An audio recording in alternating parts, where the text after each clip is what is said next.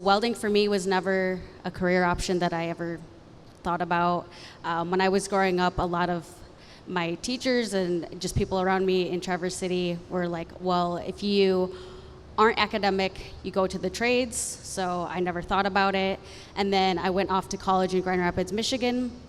When I was there, I had to do a project, and my professor pushed us to do a new material, and welding was new for me, so he pushed me to do that. And once I started, I was like, this is amazing, because I had only been doing woodworking, and if anyone's a woodworker, it's very time consuming, where welding, I can slap things together and be done with it in like 20 minutes. And so as I was learning, I started to see how people were reacting to me in school, because I was the only woman in my welding class, getting treated differently, constantly having guys peek into my welding booth, trying to see if I would succeed or not. And there were plenty of times where I thought about quitting, because I'm like, well, this is too hard. All these guys seem to be picking it up, and I don't know if I'm smart enough to handle this. Men are mechanical, and I'm not. But then I stuck with it, because I'm like, I can't let myself sabotage myself and not pursue this career. And as I was going through the program, I was like, well, how do I get back to Guatemala? Is it with art? And as I kept doing more research and kind of getting the door slammed in my face by other men in the industry, I started thinking about maybe if I started a women's welding school in Guatemala, maybe that could be like that thing for me. And at that time, I was going through a Latino leadership program, and we were supposed to pick a project that all of us as a group would focus on. I threw out my idea of this Latinas welding school in Guatemala, and everyone was like, yeah, no, that's too hard. So I'm like, okay, I guess I'll just keep thinking about it. And then in 2016, I moved to Indianapolis. I got really lucky to be given the opportunity to run Ruckus Makerspace for 3.5 years. Through that opportunity, I was able to have the platform to launch the program. And I was fortunate to have 5 Latina friends who were willing to be my guinea pigs as I piloted the program.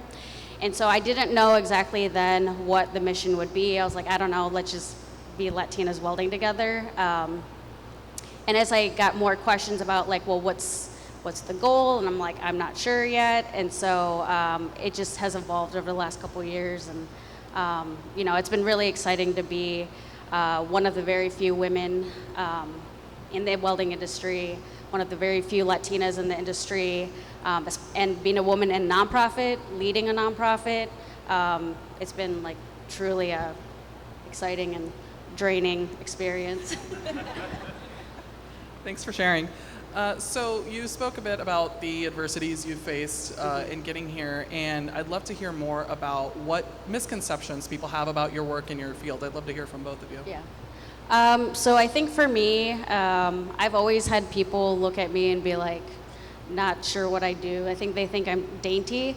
And so like a lot of people will definitely do a second take if I'm like, oh yeah, I'm a welder. And they're like, what, you're a welder?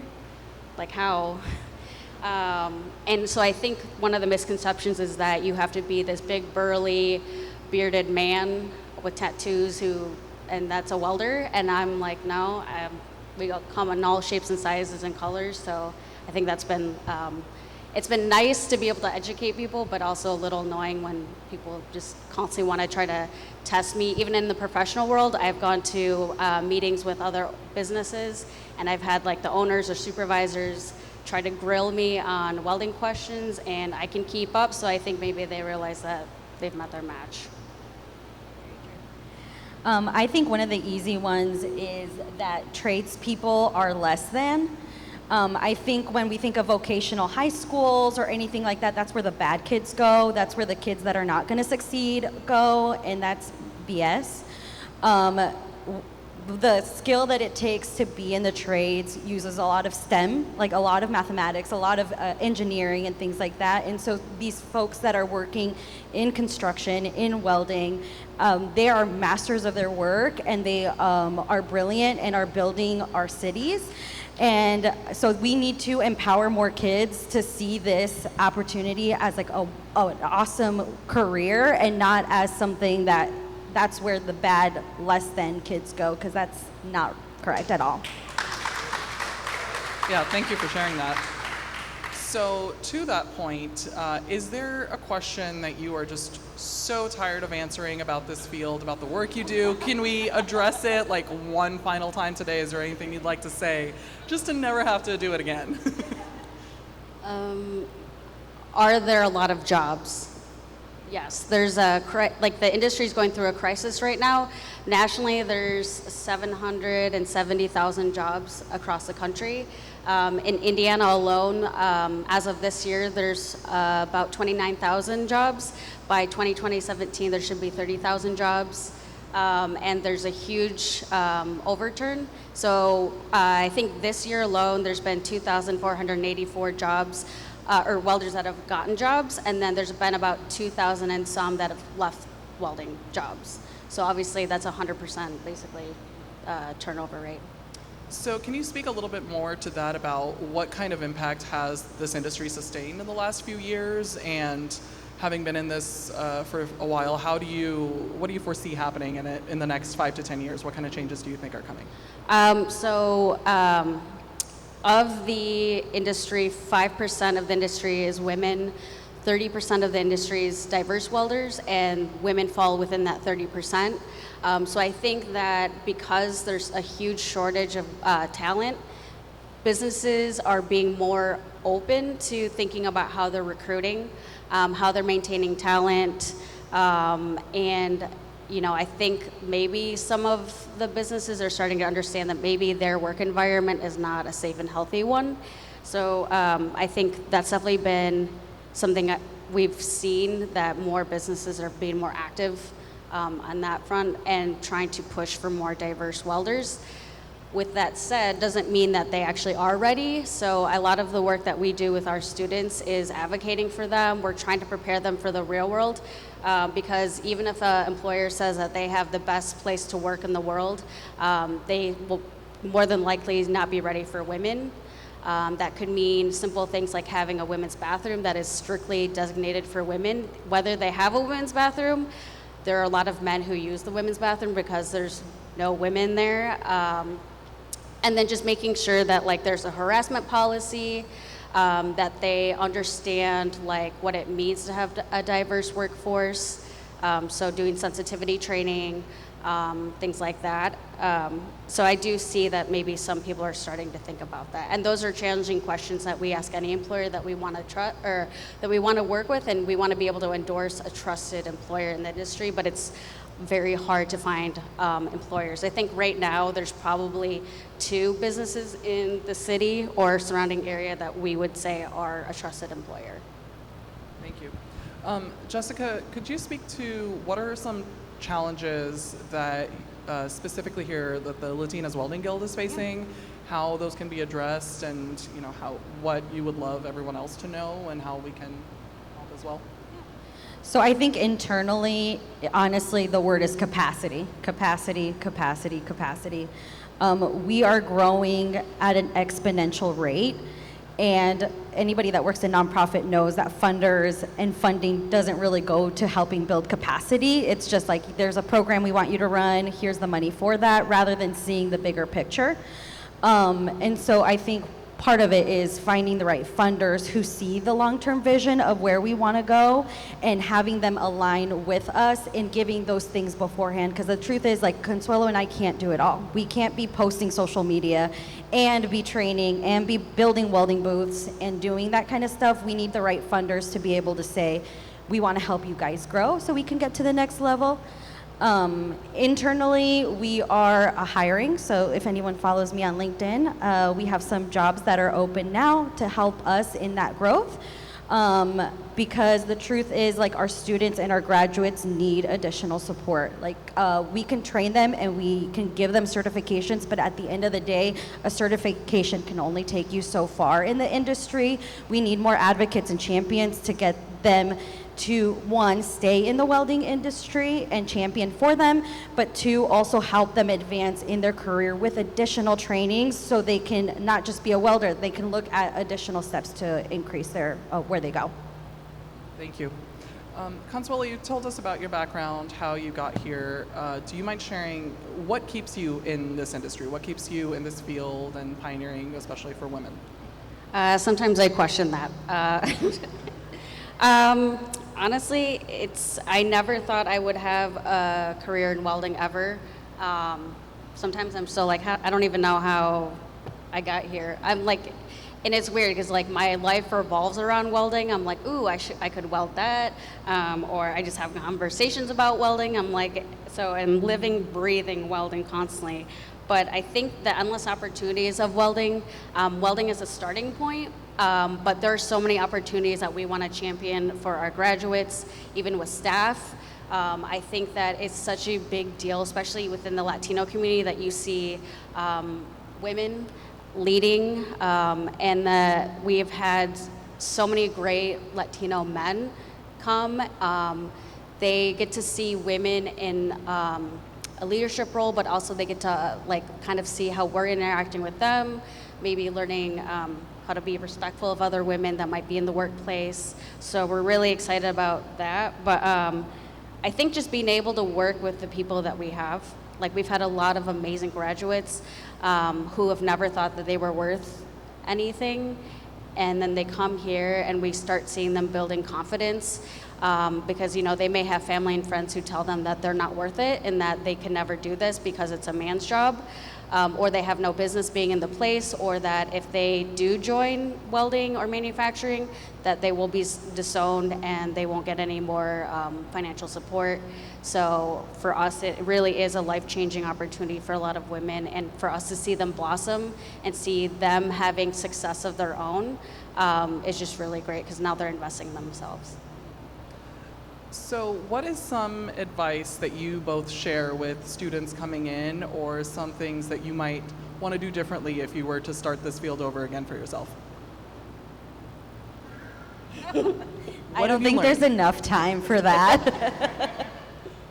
Top 5. Honestly, I think that as women, or at least for me, I always wanted to be perfect at doing things.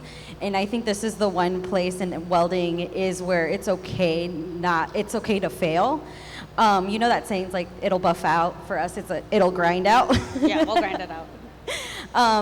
And so for a lot of our students, they want to get it right the first time. And for some, they just get it and they're amazing at it. And for others, it takes time.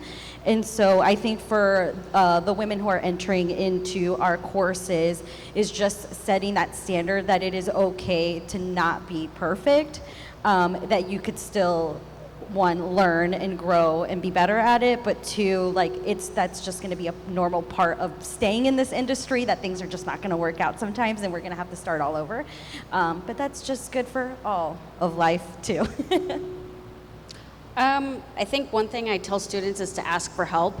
When I first started, I was asking for help. I was asking a lot of questions, and I'm sure I annoyed every single person that I was asking. But I'm like, we're here as a support, so if you ask us for help and you show up, then we will fully be invested. This is like a round-the-clock job. And I don't even know if I want to call it a job. It really is just like such a huge passion. And so for us, it's just really important for us to always be accessible to people, because we never know what someone's going through, and we're always, we have an open door policy, so that's my biggest piece of advice. That's great. I have some more questions, but I'm sure that our audience does too, and I want to make sure we have time to field any questions that anyone else has. So if anyone has some questions, let's ask away. Now's the time. Drew, go ahead. So we're talking about I don't want to say hostile work environments, but less than ideal work environments. So is there a push for folks that you're teaching how to weld for them to start their own businesses? Like, is there a big push for those individuals to start their own businesses, to therefore kind of create their own effect, creating those work environments that they want to be a part of? I just love to hear more about it. So if anyone didn't hear, Drew was asking about the ripple effect of people that come through here and work with Consuelo, Jessica, what is the ripple effect of them going on to start their own businesses? What does that impact look like? Anyone who comes and signs up for a class, we kind of try to gather what their main interest is for learning. Like maybe that is for a creative outlet, maybe they're thinking about a business, or they're just like, I just want to get a job. So no matter what their goal is, we'll try to help place them in the right field. For those who might be thinking about, well, actually, I've had a lot of people not think about entrepreneurship. It's never been a discussion. They're like, how could I start a business? I have no idea. So that's kind of where we want to try to help connect them with the resources and partners that we know and we work with, to try to give them those resources. And then, it's like, even for me, I'm always like happy to give them advice or point them in the right direction. But I mean, I can't imagine going and working for anybody else ever again. All right, let's take a few more.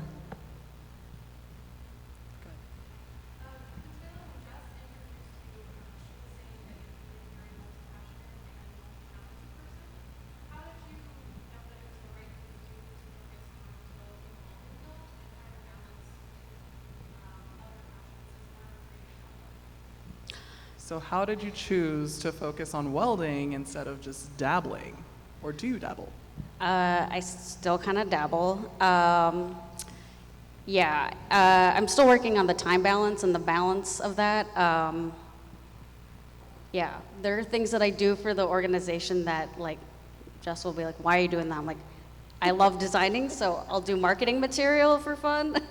Or like, I had to try to figure out how to kind of keep that balance, because for me, I feel like I'm just slowly dying if I don't get a creative outlet. And so like outside of our programming, we do custom fabrication. So that to me is like super fun. I'd rather just do that all day, is design the, like the custom pieces that we do that go out into the real world.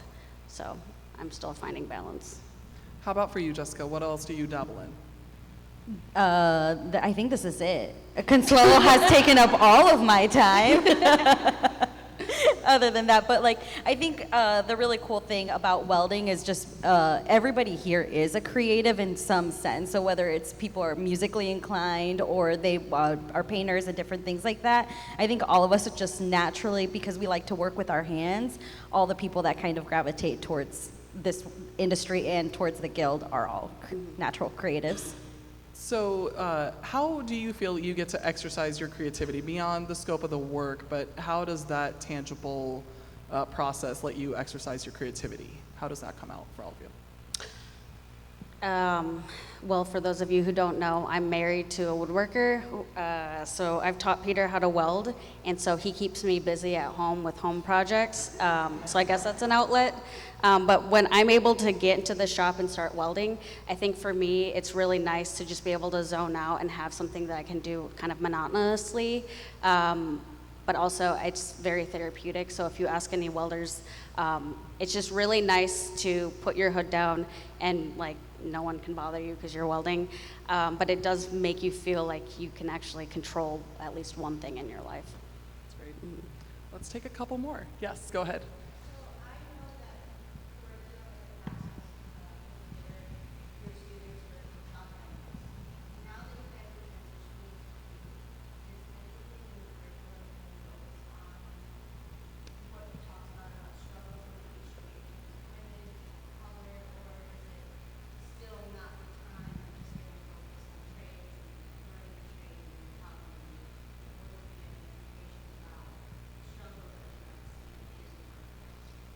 That's great. So the question is about how the students are prepared for the adversity that they face in the industry beyond the curriculum of just welding.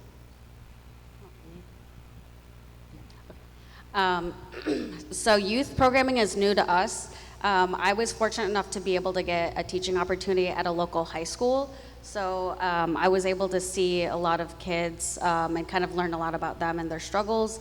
And I know for us with our youth programming, there are a lot of things that we want to do that we couldn't do at the school. So we want to be more project-based. We'll do field trips, so partnering with local businesses in the industry, just exposing them to more of like what they could possibly do outside of just getting like a warehouse job or just production job or something. So just making sure that like we have some of those trusted employers coming in, talking about all the opportunities that they could get if they stay focused and really are wanting to get a welding career. Not only that, but we've just recently hired, he was actually a student of mine when I was teaching in 2020 to 2021. He just turned 18, his name was Joe Marr. And so he just graduated from high school in May. He loves welding, very quiet kid. And so I was like, I never know, I didn't know what happened to him. And then we did a career fair earlier this year. And so when I was talking to him, like, what's your plan with welding? Are you gonna stay in welding? And he's like, yeah, I love welding, but I think I'm just gonna go get a job. And I'm like, just any job? And he's like, yeah, whatever pays the most. And I'm like, yeah, you shouldn't just accept any job because it's a job. You should think about, like, could you potentially have more growth? And so he's never thought about teaching, so we just offered him a full-time job teaching here. So right now he's currently teaching our evening boot camp, and so we're trying to give him as much professional development skills. He's learning how to use the Google Drive email. Like, we just did a whole thing about that. He has to start practicing his emails, responding to calendar invites. So like all these things that he never learned in school. So we're really giving him that platform, and I think like for him it's probably very overwhelming and definitely challenging, but I think for him, he's so proud, and he'll tell us, like, he's like, I'll think about it sometimes, and I'm like, how did I even wind up here? Like, I never thought I would be able to have a leadership role. And so like for us, he is that representation for our youth programming, and like we would love to see like 10 more Joe Mars coming in and like teaching the next generation of welders, including adults. So I love that story. Yes, go ahead. I wonder, I've noticed that your website is Welding Guild, which, how amazing is that? That was available. And there's a donation page there. And I wonder if, for example, everyone in this room donated $25 this morning, how impactful that would be for your organization. How impactful would it be if everyone donated $25 this morning? yeah, if everyone donated $25 or more, it would be it would be very impactful, because the industry, when COVID hit, steel costs went up 300%. It's slowly coming down a little bit, but for us, like, we are trying to make sure that we get funding and resources to help support all of the PPE, the class supplies that we need for the program, and try to keep the costs down and very accessible for our students. And just to add to this, so to put one student through our programming for our intro to MIG, it is $3,500. And so by the looks of it, you guys could all sponsor one student to go through our programming and change their life. You could help them find a better job. You can help them advance in their career and building their families and getting them to the next level. So more would... weldingguild.com/donate. More than $25 is what we're looking for. We'll share that on Instagram later too. I will add, we do have a credit card reader back there too, so. And we take cash. I Or want to check. hear more about the impact that everyone else can help make, but I believe we have a question on Zoom, so let's take that one real quick.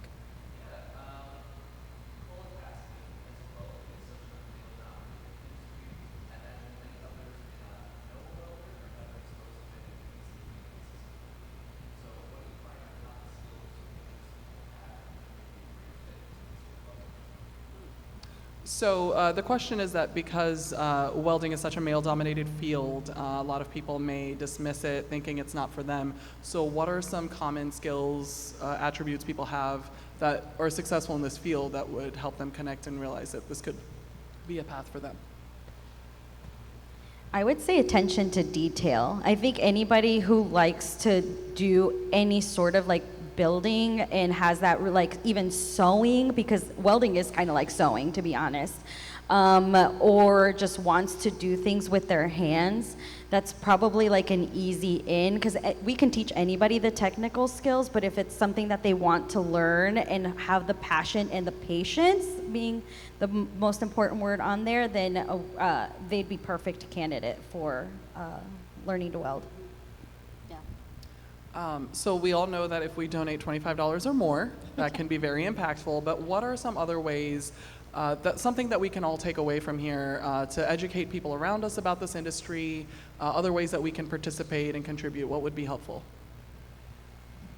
I think maybe just connecting people with our social media or our website. We're always happy to show people our space. We've only been here for a month and a half, and we're like, we got to get people coming in, so that would be definitely impactful. I guess if there is anybody who might have some soft skill, like ability to start training or helping support, or know of resources that maybe some of our students would possibly be interested in, that could be good support. And I would just say, start looking around. Welding is absolutely everywhere. It's in your cars, it's in our buildings, it's furniture. And so I think sometimes people don't realize that somebody built that. And so I think once you become aware that welding is truly everywhere, you guys are going to see it everywhere. And so I think that'll help folks understand like how of a high demand this job is and how critical it is for the infrastructure of our cities. And so hopefully we can make the trades cool again. I would also add to that we are starting up programming. We want to start doing our monthly welding workshops. So if you're not familiar with our organization or what we do welding workshops on Saturdays, and it'll be a couple hours. They're welding, then drinking. So that's where that's what we'll partner with local breweries or distilleries, anybody, or you don't have to do that part if you don't want to. But those are all project-based, and those are meant for people in the community who maybe don't want to have a career in welding. Maybe they just want to try it. Maybe they had a family member, grandpa, father, whoever, that was a welder, and they're like, I've never had the opportunity. Well, this is your time. And I guarantee you, once you start that workshop, you'll go out and you'll start noticing all the really bad welds that are in the world. It drives me nuts, and you'll notice. And where can we stay up to date with events? So we're active on social media, mostly on Instagram, but also we're trying to we have very low capacity right now, but we're trying to get back into the swing of things and consistent with our website and updating everything else, so social media. Let's take one more question. I think we have time. Yes, go ahead. So I was just wondering about what kind of projects in the last year or the coming year that you're really excited about that's going to impact Indianapolis, or what are some projects that you're really excited about, whether it's in Indianapolis or beyond? Projects you're excited about upcoming in Indianapolis and beyond. Well, I'm on the Indiana Experience Committee for the Indiana Sports Corps. So I don't know if anyone's familiar, but the swimming trials, the Olympic swimming trials are coming here in June 2024. So we have been tasked with doing a 50-foot Eiffel Tower for that. So that is a big undertaking. We're super excited and nervous about it. And then we'll also be doing 1,500 awards for all the swimmers that are coming into town. So we will be looking for maybe some local students in a welding program at high schools. We might go out to Anderson and try to talk to some other rural areas to see how we can get some kids to help make those. So. And to Consuelo's point, the one thing that I'm very, very excited about is our youth programming that we very ambitiously try to start this year in the middle of a move and so many other things. I think what we've realized is that there's a high need for what we do. A lot of these vocational high schools and welding programs have enormous wait lists. And so with our welding youth programs, we're going to give kids, that incoming middle school through high schoolers, the chance to learn to weld with that project-based learning model. This summer camp that we had scheduled, we were planning to have maybe 12 kids sign up. We had 36 kids sign up in 2 weeks. This was 96% were youth of color, 100% of these kids were living under the poverty line, 30% were girls, which is an amazing number in comparison to that 5% that's working here. And I think that just led us to realize that this is a huge need. And so we're not just gonna have summer programs, we're gonna have year-long programming available for our youth in our community. And like these kids are so excited to learn, and so the fact that we're giving them a place to learn with even sometimes their parents, we're really building that multi-generational approach where we're not just training the moms, now we're training the dads, the brothers, the uncles, and the nephews and kids of all of our graduates. So we're really excited for that. I did want to add with that, we also got to see where these kids were coming from. So we had probably a dozen different districts represented that were signing up. So we had people driving from Greenwood, Franklin, Kokomo, Frankfurt, all over. And so obviously there's a need, and we're excited to be able to just keep pushing forward with that. That sounds like an incredible note to end on. Yes. Thank you both so much for taking some time today to share your backgrounds and for the work that you do. On your way out, you can grab some merch to support. You can make a donation, and please stay engaged with their social media. There's a lot of different ways that we can all participate and help, and even just spread the word. A round of applause. Thank you.